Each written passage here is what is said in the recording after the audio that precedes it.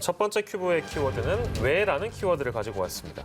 같은 사무실에서 근무하는 여성 동료의 텀블러에 수차례 자신의 체액을 넣은 40대 공무원이 벌금형에 처해졌습니다. 그런데 인정된 혐의는 성범죄가 아닌 재물손괴였는데요. 어떤 이유에서였는지 김성수 변호사와 짚어보겠습니다. 어서 오십시오. 안녕하세요. 네, 엽기적이네요. 엽기적인 사건인데요.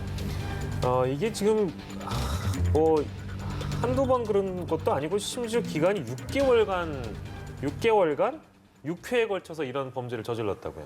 예, 맞습니다. 지금 굉장히 좀 충격적이라고 할 수 있는 사건이었는데요. 이제 한 40대 남성이 작년 1월부터 7월까지 6개월 동안, 6개월의 기간 동안 예. 6회에 걸쳐서 이 직장 동료의 텀블러 있지 않습니까? 네네네. 이 컵같이 생긴 이 텀블러를 몰래 화장실로 가져가서 자신의 체액을 거기에 담았던 것이죠. 그래서 이 혐의가 이제 발견이 되면서 결국엔 재판에 넘겨졌고 최근에 이제 법원에서는 300만 원의 벌금형을 선고했다는 그런 소식입니다. 네, 지금 보니까 벌금형이 선고가 됐더라고요. 그런데 피해자 입장에서 보면 이게 보시는 것처럼 텀블러의 효용을 해쳤다고 판단을 했는데 이 텀블러가 중요한 건 아니지 않습니까? 이 텀블러에 그 상대방의 체액이 들어갔다는 걸 보면 피해자는 성적인 수치심을 느낄 수밖에 없고 그럼 이건 성범죄라는 생각이 드는데 재판부는 재물손괴죄를 적용했다고요.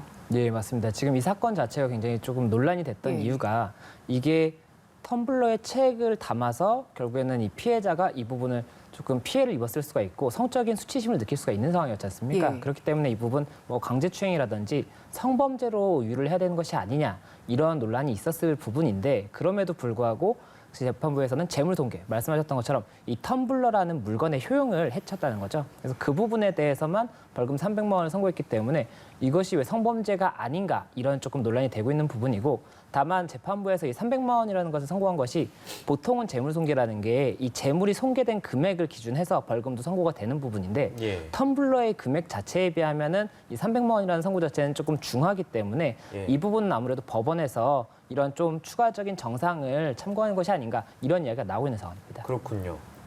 근데 저는 잘 이해가 안 됩니다. 이게 과연 이 판결을 만나본 일반 대중들의 어떤 정서나 감성을 과연 재판부는 이해하고 있는 것인가?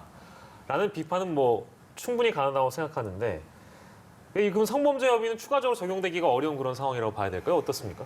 우선은 지금 정확한 사실관계는 이제 재판부에서 알고 있을 텐데 예. 수사기관 그리고 재판부에서도 이 사안과 관련해서 성범죄를 적용할 수 있을 것인가를 당연히 검토를 해봤을 겁니다. 네네. 그래서 성범죄를 적용한다면 어느 법을 적용할 수 있을까 이것을 검토를 해봤을 텐데 그것이 안 된다라고 판단을 했던 것이겠죠. 왜냐하면 이제 강제추행을 검토를 해볼 수가 있었을 것인데 예. 강제추행 같은 경우에는 폭행 또는 협박이 있어야 되고 예. 그리고 상대의 성적 자유를 억압하는 행위가 있어야 되는데 예. 이 부분이 상대의 성적 자유를 억압했다라고 볼 수 있는지가 예. 조금 불분명했고 통상적으로는 강제추행이 이제 직접적으로 물리적인 접촉이 있는 경우에 인정되는 것이 일반적이기 때문에 네. 물리적인 접촉이 없음에도 불구하고 강제추행까지 인정될 수 있느냐 이 부분이 결국에는 법원에서도 많은 검토를 했을 것으로 보이고 네. 그것이 조금 어렵다라고 판단을 해서 그렇지만 처벌은 이루어져야 되기 때문에 좀 재물손괴 쪽으로 의유를 해서 처벌형을 한 것이 아닌가 이렇게 생각이 됩니다. 이거 일반적으로 이제 이런 이 사건을 바라보시는 분들은 이렇게 생각할 것 같아요. 우리가 보통 이제 성추행 혐의 적용할 때 상대방이 그 어떤 가해자로부터 어떤 행동이나 말로 인해서 그걸 폭력으로 느낀다, 성폭력으로 받아들인다, 성적 수치심을 느낀다. 이러면 그게 성추행이 되는 거 아니겠습니까? 그렇겠죠. 근데 이 사건의 경우에는 성적 수치심을 느낄 수 있는 여지가 충분한데 그것조차 적용이 어렵다고 그러면 볼 수 있는 걸까요?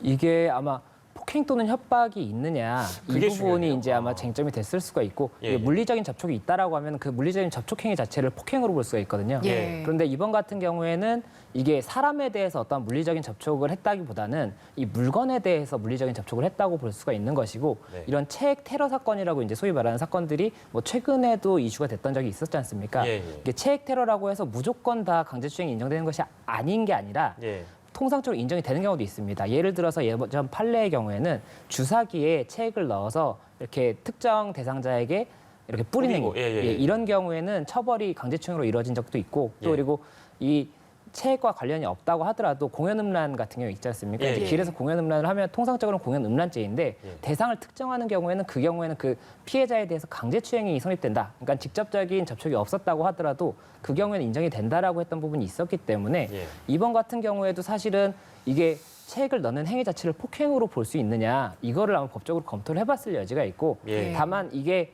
만약에 1심 판결이 강제추행으로 인정을 한다고 하더라도 예. 또 항소심이나 대법원에 가서는 이 법 해석이 다시 뒤집어질 수도 있는 부분이기 때문에 네. 법원에서는 조금 그런 부분 아직 선례도 없기 때문에 강제추행보다는 확실한 재물손괴 쪽으로 좀 판결을 했던 것이 아닌가 이렇게 생각이 됩니다. 네. 사실 지금 이런 체액 테러가 반복적으로 있어 왔고 그럴 때마다 재물손괴죄가 적용이 된 게 많은 국민들의 그 법 감정에는 부합이 되지 않는 것 같거든요. 이게 분명히 법적으로 조금 보완해야 될 부분도 있을 것 같아요. 예, 아무래도 저희도 이제 상담을 하다 보면 성범죄라는 것이 직접적인 접촉이 있거나 폭행 또는 협박이 없다고 하더라도 이뤄질 수가 있는 부분이고 뭐 예를 들어서 성희롱을 하는 말이라든지 이런 부분들도 어느 정도는 조금 처벌 규정이 있어야 된다라고 생각이 되는 부분인데 이게 계속해서 그런 이야기가 나옴에도 불구하고 법에 이제 개정이 이루어지지 않고 있어요. 그리고 이번 같은 이런 사례의 경우에는 법에서 이제 예전에는 만들 당시에 이걸 예상을 못했었겠죠. 예. 그런데 이런 상황이 계속해서 발생을 한다면 이런 부분들에 대해서는 법 개정을 논의할 수가 있겠고 다만 이제 법이라는 것이 그냥 바로 생기는 것이 아니라 국회를 통과해야 되고 여러 가지 절차가 있지 않습니까? 네. 그렇다 보니까는 인식보다는 항상 느릴 수밖에 없는 게 법이고 그래서 그 부분은 이제 개정은 조금 시간이 걸 수밖에 없고 만약에 이게 정서에 맞지 않는다라고 한다면 판례를 통해서 그 앞서 말씀드렸던 것처럼 이 행위 자체도 폭행이나 협박으로 볼 수 있다. 그리고 그렇게 성적 수침을 이제 침해한 것이다. 이렇게 판례가 나온다면은 이후에는 이 법 적용이 조금은 더 용이해질 수가 있기 때문에 예. 법 개정이 아니라고 하더라도 판례를 통해서도 어느 정도는 조금 인식에 맞춰져야 되는 것이 아닌가 이런 생각이 듭니다. 예. 이건 이제 형사 사건이잖아요. 그렇죠. 그러면 이걸 토대로 민사로 가서 손해배상 청구도 가능한 내용입니까? 어떻습니까?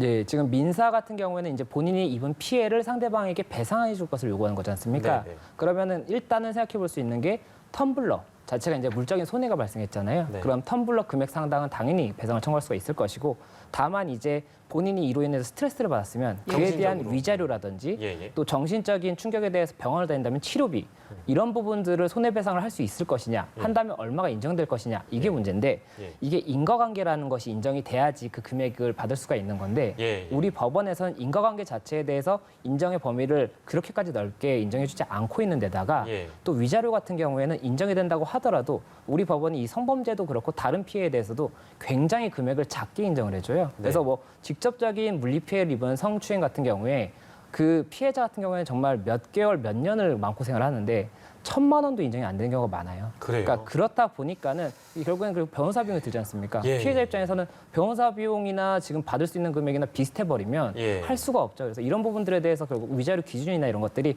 조금 더 상향돼야 되는 것이 아니냐 이런 이야기가 계속 나올 수밖에 없습니다. 현행법이나 이제 제도하에서는 이게 배보다 배꼽이 더 클 수도 있다. 맞습니다. 이런 평가들을 많이 해주시네요.